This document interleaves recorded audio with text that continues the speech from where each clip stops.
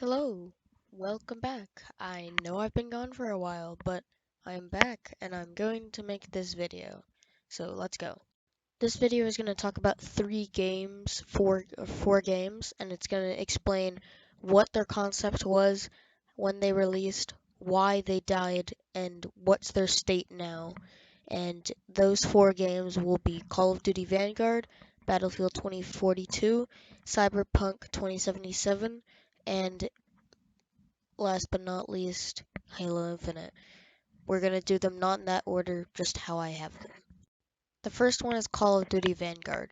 Now, this game came out the release date was November 5th, 2021, and with multiplayer, zombies, and the campaign, also with the update of Warzone, they had a pretty good lead upon everyone else, but sadly failed on making this game. Unlike Modern Warfare, it did completely worse, and Black Ops Cold War did way better than this. However, this was not made in any way by Infinity Ward. This was made by Sledgehammer Games. So they had no anything in it. This was also helped by Treyarch, and the composer and developers had nothing to do with it. Just the way it was made and the way it's set up does not work. The story has no accuracy to World War II and has nothing actually present in the game.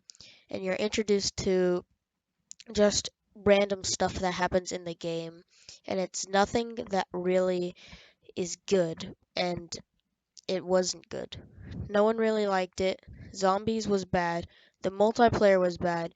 And Warzone was ruined because every gun is a World War II weapon now. And the only way to have your own specific slots is if you played Plunder, which is not that fun. So that's why it was bad. Even Activision noticed this and has tried to get more people to play the game, but ultimately has just stopped entirely with the announcement of Modern Warfare 2. And they tried many months to discount it for people to buy it and play it. And they have had free multiplayer and zombie trials, but no one is budging and no one new is going to buy the game because of how bad it is. So I don't think Call of Duty Vanguard is good.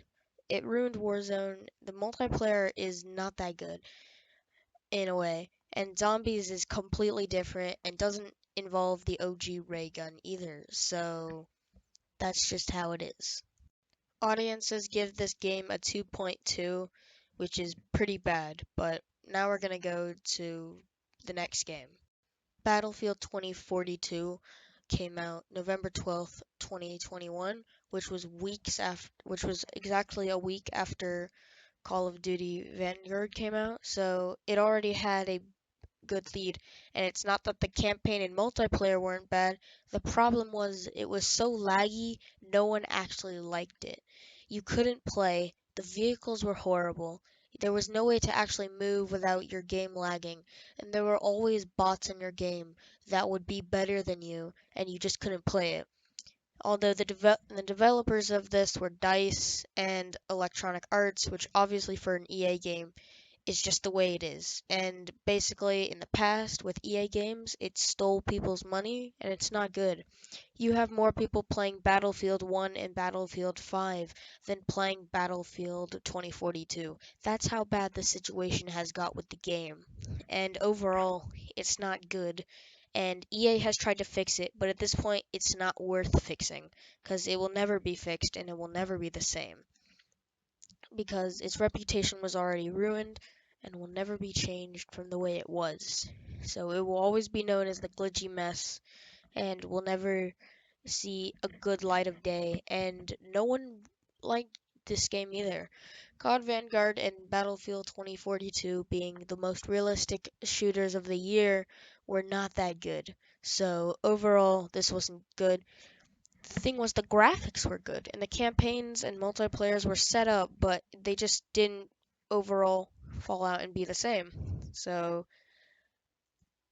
audience ratings give this a 1.7, which is whoppingly worse by zero point 0.5, but that's how many people just don't like the game. And it is not good, and many reviews have said it's good, but the fact that you can't actually hit people correctly, it's so laggy, It's just horrible. The servers have also been horrible. The game and glitches have been horrible. Overall, it was a bad mess on EA's part. The third game on this list is Cyberpunk 2077, which was released December 10th, 2020. And that was a year ago, but people are still talking about this, so I think I would just talk about it too. The game came out and was good and was anticipated for so many years. Its original release thing was supposed to be 2018, 2019, but had to be pushed back due to COVID and people not really interested in the game at first. So it wasn't that good. The creators of the game were CG Project Red and CD Project, and the engine was the Red Engine and 4 and Red Engine. But the campaign and what other things there are to do is like a GTA style, but in first person. The game is excellent and it's built really good. The problem was when it came out, it was so glitchy and not ready to play, people couldn't play it, which is the path that many of these videos and games have seen because the games are so glitchy that you can't play them, making your player base die faster. So overall, it wasn't good, but it was a good campaign and game to own. It was just not the best way to do it.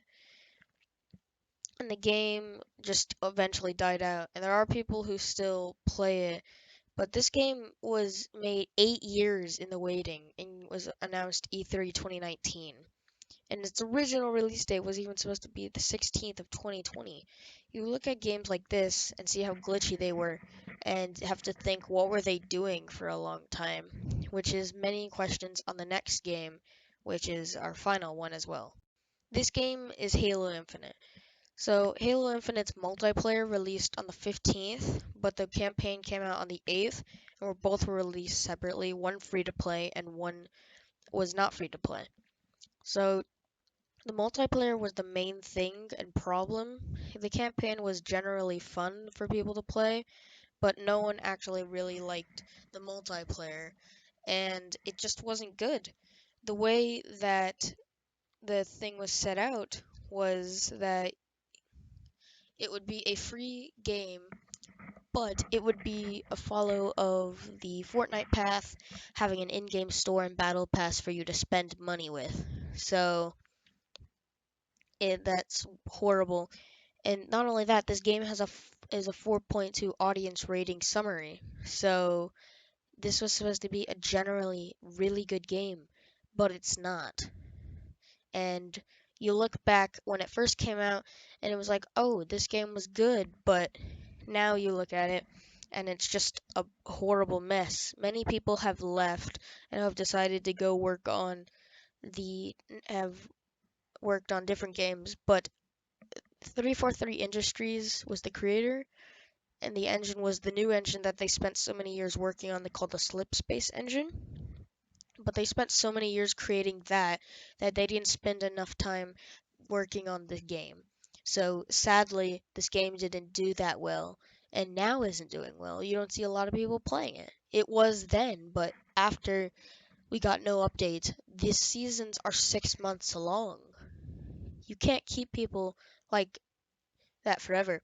We got no new maps. We barely got any new game modes, but the customizations are horrible because you have to spend $20 on the color red or color purple, which is not worth it. And this did win a game award too, so to see it go from high grace and fall all the way down to high doom was not good for the game and isn't pushing people to play this a lot. It's pushing people to go back to the original Halos and see where everything went wrong with the new ones. So this is a lesson for most game developers to let them know that although you spent how much time on a game, like Cyberpunk was 8 years, Halo Infinite was 6 years, it's not always going to be the best game ever. You have to spend more time trying to plant